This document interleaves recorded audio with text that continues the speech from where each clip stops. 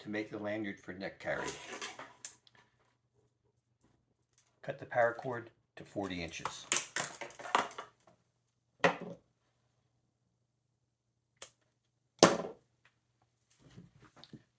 Burn the ends.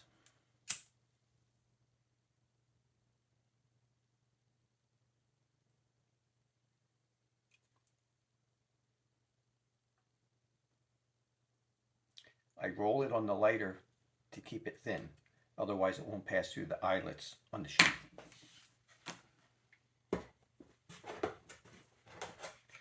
Next, take your sheath in the orientation that you would like the knife to hang.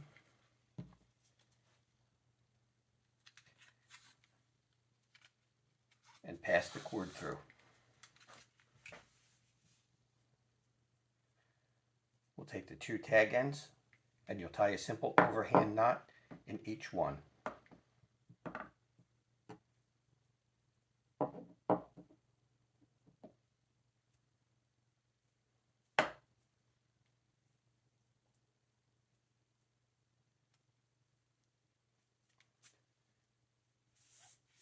Now you have an adjustable lanyard for neck carry.